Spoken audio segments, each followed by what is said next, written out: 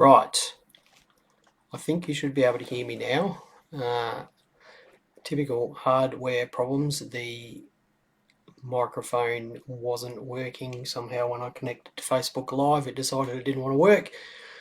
So we had to restart the broadcasting software, which means that I can't continue the stream, which means we have to start again. So sorry about that. And for those of you that came along before and have not joined back on, I do apologise for that. So this week has been a good week. The shop has been quite busy on the buying and selling side of things. We had Jared come in last Monday, our new junior employee here. He came in last Monday and kicked off his time with us, and then came in on Saturday and helped us out. Saturday was a good day for him to be here. He stood with us and sold some stuff and bought some stuff, and has proven to be quite good so far. He popped in today for a few hours because he's still on school holidays. He's been sorting out 1 and 2 cent pieces today. I guess the big news for this week has really been the mint releases and excuse me, that sort of stuff. So let's just jump into the news. I don't think I've got anything. Oh no, I do have something to show you here. This was probably our most interesting buy of the week. Hello everyone there. We haven't actually bought one of these before. We've never had a 10-ounce kookaburra before, but this is a proof 10-ounce kookaburra from 1993. So these are 10 ounces of 999 silver, and this one has an American Eagle privy mark on it. So it's a pretty obscure version of this quite popular 10-ounce coin. It's in the counter here for sale at the moment. If it's something you're interested in and you're here in Adelaide, please do pop in and say hi and take a look at it. It's quite an impressive thing. Came in with a whole bunch of other silver kookaburra stuff as well, so I've got a pretty good range of this stuff at the moment. Good buy. Haven't seen one before. Do like it. Would keep it if I could afford to keep it myself, but I can't. Right, let's jump into the news. We'll just say hello to a few people first. G'day Craig, thanks for letting us know we've got sound. G'day Gary, g'day Mike. Hello Gwen, thanks for letting me know you can hear me. Hello Greg. Alex, no worries mate, we were just waiting for you to show up. That wasn't a technical problem at all, we were just waiting for Alex. Hello Ash and Ogie. Another Greg, Werner, and Robbie. Yes, it is a big coin. It is a big coin indeed. And hello Val from lockdown number 5. Yeah, hello Andrew. I should just say, all of you that are in lockdown, please do keep safe and, just do your best through what is, what are, I guess, unusual, trying circumstances. I've just noticed on the news in South Australia that we've had a positive case front up at a hospital here in Adelaide, so no doubt we will be locked down in Adelaide here in the next few days, so we'll all be in the same boat, I guess, apart from perhaps Western Australia. So do keep safe everyone, and make sure you stay on top of your hobbies, and be patient with your family. If you're all cooped up with them, things will get better, I'm quite sure. Anyway, enough of that stuff, let's get on to some news. So the Olympic folders, last week I mentioned briefly that the Olympic folders were going to be available from Woolworths and that the Mint would be selling them. Anyway, on Tuesday the Mint contacted us and said that we could actually purchase them from the Mint. Nice of them to let us know the day before they were supposed to be released. So the Woolworths has the coins in one folder design, and the Mint is selling 2 other folder designs. So the same coins, but in 3 different folder designs. One of the designs you can only get from Woolworths. The other 2 designs you can only get from the Mint or RAM distributors. Now, we ordered a few. We're a bit cautious about ordering this sort of Woolworths releases before because we are stuck with a lot of stock from previous releases, so we're getting a few. They'll be available for pickup in shop only. We won't be mailing them out, so if you do want one and you're here in Adelaide and you need those exclusive folder designs, or you want to support a local business, please pop in here and grab some of those. They should be here, I would have thought, on Wednesday or Thursday. The penny set that was due for release on August the 5th has somewhat unsurprisingly been delayed until August the 19th. That's the $35 two coin set. They are $1 coins struck in copper, and they commemorate the 110th anniversary of the Australian penny. Not bad looking coins, if I do say so, but they are delayed until the 19th of August. Today is line listing day for the other group of releases for August, and these are all 20-cent pieces, and the theme of those is Animalia, and Animalia, I believe, is some sort of children's fantasy book. Catherine had to explain to me what it was. I've never seen it or read about it or heard of it. Anyway, they're all coloured 20-cent pieces. It's available in copper nickel, a copper nickel 20-cent piece with colour on it in a standard version, which I think is now we'll cover this next. We'll run through all of these next on the next slide. There's a Olympic folder due out on the 18th, which is Wednesday the 18th. They'll be available from Woolworths, and we'll get some in here as well for those of you who want to support a local business. Again, they are not being mailed out. They're only $3. The design is quite nice, but if you choose to get one of those from us, we should have a few available here in the shop. Probably the biggest going on social media last week was the some gentleman who had a 2020 Olympic coin with no paint on it, and the obverse was missing the $2 under the portrait. So those of you who have seen the Olympic coins, they have coloured design on the reverse and the Queen's head and the denomination under the Queen's head on the obverse. The obverse being the heads, the reverse being tails. Now this gentleman had a $2 coin that had no colour on the back and then didn't have $2 under the Queen's head. So technically, I guess it's an error. It looks like the mint may have made some in error without denominations on them, or perhaps they were patterns, or perhaps they were test strikes. I'm not really sure. One thing we can say for certain is the gentleman who had it was a bit vague about where he got it from. So, is it an error? Is it mint sport? Is it something that's stolen from the mint? Is it something that got released by accident? No one really knows. Certainly an interesting thing, but I guess I would just be a bit cautious if you're in that sort of market for that sort of thing about the provenance of those sorts of items, about where they were obtained. The mint certainly has chased down stolen items before, so just be a bit careful with that sort of stuff. The other bit of news for this week was that the Numismatic Society of South Australia had their what they call a bourse, and a bourse is an old-time word for sales tables. The Numismatic Society of South Australia meets on the third Thursday of every month in the middle of the city, just behind the State Library, and once every 3 months, and this is something that's just started recently, they have this bourse where members can have tables with things for sale on it. So if you are in South Australia, it's worth coming along to. I had a good time. I bought a couple of nice things. There's a Indian rupee there that I bought, which I haven't seen too many of those here in Adelaide, and an ancient coin there, and I also bought an old £1 note as well. Closest thing to a coin show that we might get in Adelaide this year. So if you are in Adelaide and you are interested in coming along and meeting other collectors, please join up to the NSSA. You can just Google them online, and once every few months we have a little sales table and there are things to buy, interesting things to buy.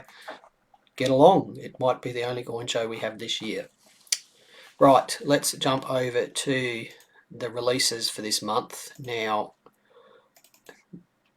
they're the new releases. This doesn't include the 2-coin penny set that I already mentioned. So there's a Paralympic folder. Cost of that's $3. It's due out on the 18th of August. And then there's 3 of these copper nickel coloured 20-cent pieces for Animalia. Again, Animalia is a children's book, I believe. There's the standard release, which is $15. There's a special release with a special edition book, which is $45. And then there's a gold-plated copper nickel coin as well, which is $80. the dealer allocations for the last two items are very small, so I'm not sure how available they will be. The first item, we should get plenty of stock of that. I don't know about the topic material, the subject material, but they look good. The pictures look good. They look really good in the images. You know, if it's something that interests you and it fits in with the rest of your collection, then see if you can grab one from somewhere. If not, then perhaps take a look at one, see if you like it, and move on. So that's the new releases. The Paralympic folder's due on Wednesday the 18th of August. The Animalia stuff due on Thursday the 19th of August. The 2 coin penny sets will be available on the 19th of August as well. So that's the mint releases for August. Now, last week I had a few requests from people in the video and afterwards to look at some more errors out of Catherine and my collection. So that's what I've done this morning, is I picked out 3 coins at random and took some pictures of them, and we'll just look at those now. So Catherine and I, new viewers might not know, Catherine and I run the Purple Penny in Adelaide, but we're also coin collectors, and we really got hot on errors for a long time, and it's still something that we are very keen on. We don't collect so many of them anymore because we really only collect the remarkable ones, and we've got a lot of those. We haven't got a lot of those, but we've got an example of most error types now, so there's kind of no need to buy all of them. But it is worth looking back through our collection and picking out some interesting coins, because you know they can teach everyone something. So I've grabbed a few today. Right, let's see how we go here. That one. Right. So this is the first one, and this is a error type that you don't see often on decimal coins, but you do see it reasonably often on pre-decimal coins, especially on the bronze coins, and this is what's called an indent error. Now if you look at the top left of the head or obverse side there, you'll see that oval shaped indent there. That's an indent that gives the coin its name, and if we wait for the image to flick to the reverse there, you can see there above the ALIA you've got sort of a raised lip there. Now how does this happen? This happens because you get, and I'll just grab a couple of coins here, we get a coin coming into the chamber, and it gets into the collar die, and then for whatever reason there happens to be another coin overlapping it, another blank. Sometimes it's a blank, sometimes it's actually a struck coin, and as you can imagine the dies come down and strike this coin here, and you end up with an indent of the other coin in the first coin. Now sometimes that coin is a blank, in which case this is just a what's called an indent error, or a coin struck against a blank, or struck against an unstruck blank. Sometimes though the coin that it is hit against is actually struck, and we end up with a partial brockage. So that's an indent with partial brockage. Now how the actual mechanics of how these happen, I really don't know. I don't quite understand it, but you know, for me it's either a misfeed on the blank side where we end up with 2 blanks in there at once, or it's a misfeed on the coin extraction side where you end up with a previously struck coin that doesn't eject properly. Key things to look out for are sort of a gradual transition of the rims around the indent, to look for that high lip on the area opposite the indent, because that's sort of the metal smooching out of the way. They are reasonably affordable. You do see these sell from time to time for $100, $200, $300. It really depends on the grade and the amount of indent, and also whether there's a partial brockage in the indent. They are extremely collectible. They are not well understood by a lot of people who are new to error collecting, and I think they are reasonably undervalued. So indent errors, well worth looking out for. Or as always, look for the better grade ones. silver indent errors are better than copper indent errors.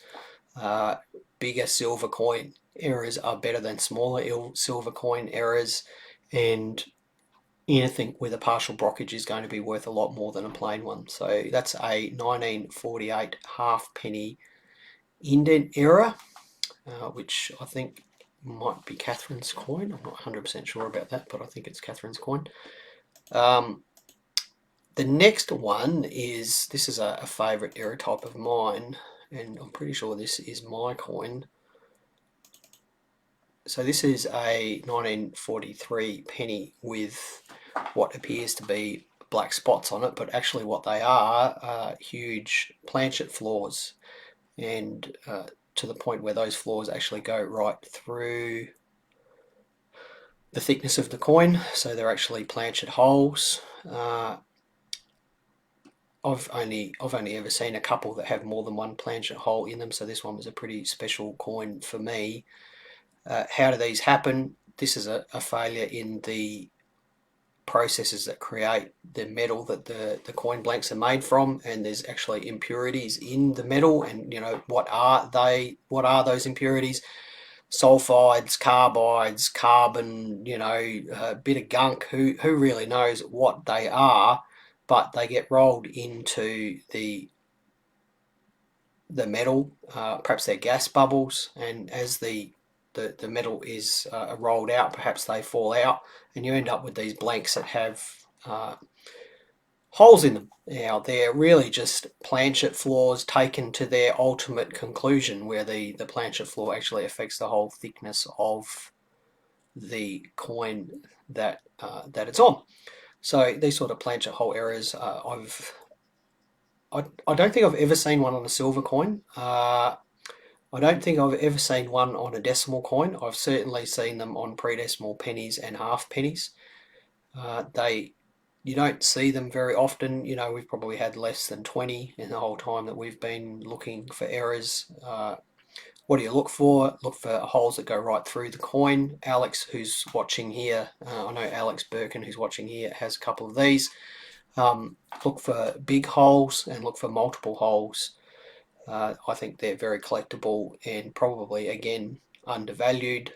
We've sold a few of them, and I put them up for what I perceive to be high prices, but they sell really quickly, so clearly they're not high enough.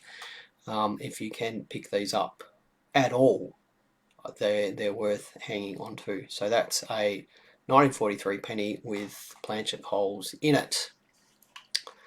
And the last error I wanted to talk about today, now this is probably not visually the most spectacular error, but in terms of scarcity and grade, it's probably one of the more interesting errors that I've ever bought, because it's a pretty high grade 1943 S Florin with a 270-degree upset on it. I've never seen another one. I've never heard of another one. The person I bought it off of has never heard of another one. Is it the only one? No, probably not. But how did it happen? How has it gone this long without anyone sort of publishing this sort of error before? I don't know. I think upset errors are really nice because it's so easy to explain to people what they are. Even a coin collecting novice can put a coin between their fingers, and put the head side up and spin it around and see that the tail side is the wrong way up and go, I can see what's wrong with that. So I think upset errors are wonderful errors. They're so easy to understand. They're so easy to understand how they happened, and they are just really, really neat. I've never seen one on a florin like this before. If anyone out there has, then please let me know. I'd be interested to know if there's any more. So that was the 3 errors that I had picked out today. I might just pick out 3 errors again next week and do this again, because it's kind of fun and it doesn't take a lot of preparation on my behalf. I'll just have a look at the comments because I know there's a few here. So David Guy, Alex Birkin says David Guy calls them an inclusion. That's exactly what they are. An inclusion is uh, a lump of foreign material in usually in metal, and it's some sort of chemical or gas or whatever, and that's what causes all planchet flaws and split planchets. It's some sort of inclusion. Inclusion is just an included lump of other crap that shouldn't be there. So David Guy is 100% correct about calling those inclusions. So I will just clear up, none of those are for sale. They're all ours, and they're not leaving our possession. And yeah, there we go. That's it for this week. We've just hit 20 minutes. If anyone has any questions, please hit them with me now. If you want to know anything about those new releases, just send us a message. If you're interested in any of them, please let us know. We're always recording people's interest in new releases. It doesn't mean that we can get them for you, but at least we can try to get them for you. And if that is all for the week, please everyone stay safe and happy and well. And hopefully next week Adelaide won't be in lockdown, but I bet it will be. And if it is in lockdown, this video next week will be coming from my house and the shop will be closed. Bye everyone for this week. See you next week. Thanks for watching. Bye.